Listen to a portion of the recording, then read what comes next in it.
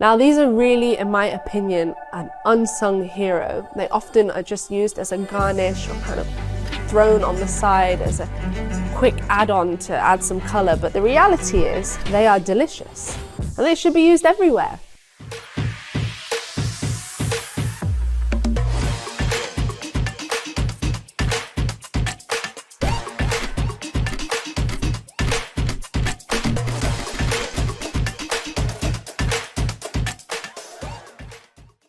So today we're going to be focusing on flavors, pretty much the be-all and end-all of being in a kitchen. But I want to pay particular attention today to fresh herbs. Now these are really, in my opinion, an unsung hero. They often are just used as a garnish or kind of thrown on the side as a quick add-on to add some color. But the reality is they are delicious and they should be used everywhere. And not only are they delicious, they have a whole array of health benefits. You know, we often think about the fact that we're going to eat something because it tastes good, but the reality is it should also be doing something good for our body. So herbs are a really good way to pack flavor and to pack some additional nutrients. Okay, so let's jump straight in with dill. Now, this isn't your go-to herb ordinarily, I understand that, but I really want to give dill the opportunity to shine on its own. Now, dill has its origins in Eastern Europe, and it's often associated with good gut health, good digestive system, but it does a lot more than that. It's fantastic for women's health, particularly around the menstrual cycle. It's very good in the postpartum season, which I've experienced myself. It's an excellent anti-inflammatory and promotes all sorts of good gut health, as already mentioned. Now, there's a whole array of other health benefits to dill, but as well as the health benefits, I think it tastes great. Now, you'll often see dill paired with things like yogurt and tzatziki, or with different kinds of soups or garnishes, but dill can shine alone, and I really want to show you that. So today we're going to look at a dill sabji, or a dill stir fry. So dill is the centerpiece here, and it's great. I'm very excited to share it with you all. So let's jump straight into our hot pan. So in my pan, I've put some ghee or clarified butter. You can go in there with any fat that you like, be that coconut oil or olive oil or anything else. And I'm going to go straight in. This is nice and warm now, so I'm going to go straight in with some cumin seeds and a tiny bit of ajwain seeds. So ajwain are also fantastic for our digestive systems. Great at reducing bloating, making sure that everything's going through nice and easy. Right, so this is nice and warm already. So into that, I'm going to get ready to put some asafoetida. Asafoetida is a fantastic spice that's commonly used to replace the allium family, so your onions and your garlic. And then I'm also going to go in straight after that with some dried ginger. You can put fresh, but I think I've said it many times before, I'm lazy and I have 2 kids and I will always look for shortcuts. So in we go. That's with our asafoetida. In there. You can see that straight away starting to come alive. And then straight in here with our ginger powder.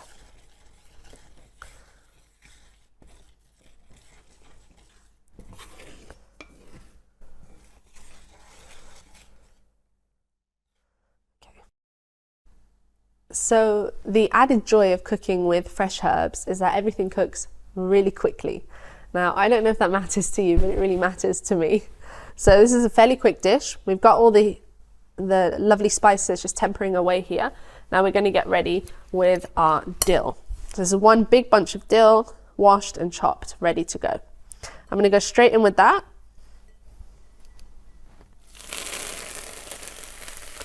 And then in quick succession, we'll give that a mix.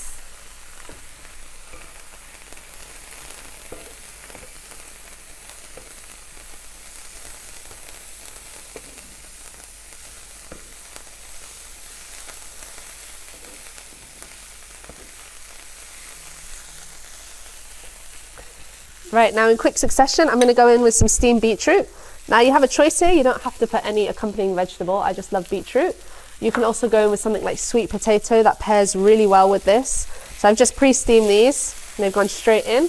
And then I'm also going to put in some fresh paneer. Paneer is the very first stages of making cheese. So when you boil and curdle your milk, paneer is the first cheese that you get. It's a lovely fresh cheese. Just crumble that in. Going to give that a mix through.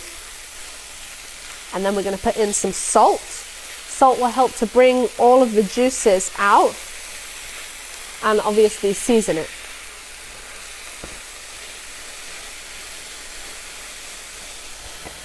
So we're going to be generous with the seasoning. Always remember not to be shy. We don't want to over season, but we do want to make sure that the flavour is there. Now we're just going to let that cook off for a minute or two. Now you can eat this as is, but I'm going to add a little bit of almond milk today for a little bit of extra creaminess. The almond milk is also going to thicken to give us a bit more texture.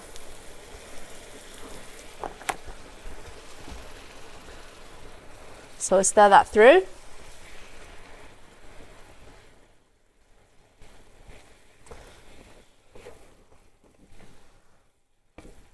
Now we're just going to let that cook until the almond milk starts to naturally thicken. So like I said, it's very important that we're not afraid of fresh herbs in the kitchen. And this is a great way to really embrace everything that they've got on offer. It's a herb heavy dish and it's really doesn't disappoint. I often have this with just plain rice, or you can have it on the side as a side dish as an accompaniment to something else. You can have it with some pita bread, throw that in, make yourself like a little veg pocket there. It's good hot and cold. Now that this is thickening up, we are ready to turn it off. So we've already done a generous season. So we're just going to finish instead with some garam masala. This will just add a nice fragrant taste to the dish. Lovely sweet spices. And we'll mix that through. And you're ready to go. Okay, so now that's finished, let's just talk a little bit about fresh herbs and how we utilize them in the kitchen.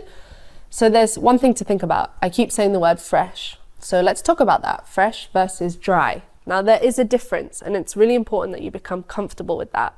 Dry is a lot more intense in flavor. It's more concentrate. You'll require much less of it, and it provides a slightly different flavor profile to its fresh counterpart. So why don't you experiment? Get both. See how you like them. See what pairs with what. See how you can use it. The second thing I want to talk about is the herbs themselves. Now, if we take a lovely bunch of coriander like this, you might find that traditionally in your cooking you've been using just these lovely leaves for garnish, but the reality is that many herbs can be eaten in their entirety, and coriander, dill, parsley, these are all part and parcel of that family. So don't be afraid to use the stalks too. Now I've already taken a little end off the stalks here, but there's plenty of flavor in these, and they can be used at different stages in the cooking process. So I always find that it's helpful to throw in some of those stems into the early stages of cooking to help them draw out the flavor. And then at the end, I might go in with some of the leaves to garnish, to add a bit more of a freshness. And as you cook them, their flavor will change. So again, don't be afraid if you've got herbs at the back of your fridge and you're looking at them like, oh God, they're starting to wilt. I know it's only going to be a few days before they're slimy and they're brown. Throw them in, get them out, throw them in, experiment. So the final thing I wanted to talk about is cooking, like many things, is an experimentation. If you decide at the end of your experiment that you actually don't like certain herbs, that's okay, but give it a try. Throw them in and take your time and decide what works and what doesn't work. And I'm sure you'll be pretty surprised. Okay, so to round off our piece on herbs, I am going to pop this to the side. I'm going to pull out my trusty Vitamix. Now the reality is when we have herbs, we always end up with something left knocking around at the end. So we're going to make a quick herb chutney. This one in particular is coriander and mint. And we're going to throw everything into a blender. This is how quick it is. So I've taken the mint leaves off the stems. So I'm going to go straight in with the mint and the coriander. It's a very generous amount here. Now, to be honest, I've thrown a lot of random herbs into this that I've had knocking around that I didn't want to go off, and it's all tasted really good.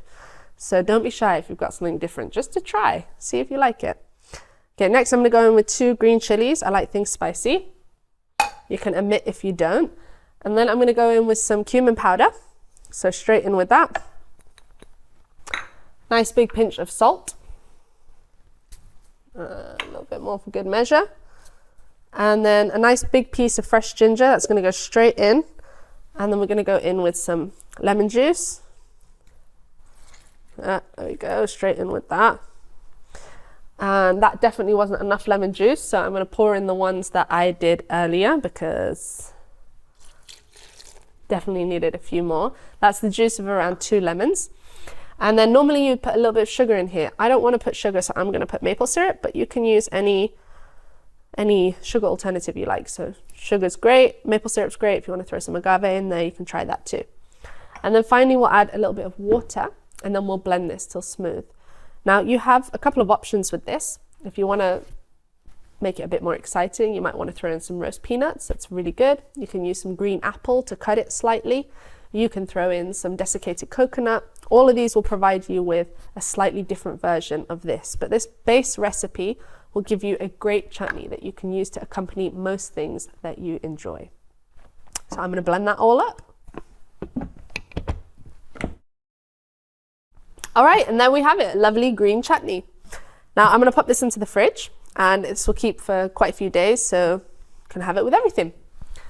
So that was my piece on flavours and fresh herbs. I really hope that you've taken something away from this and that you are a bit more excited about pulling out those wilted herbs at the back of your fridge. Now, before we tuck into anything that we've made, I always like to take a moment to say a little gratitude, to offer a little prayer of gratitude. Now in the Bhakti tradition, we offer that back to Krishna, but please take a moment just to show some gratitude, some appreciation to what connects for you, and just to really meditate on this brilliant abundance that has been shared with us.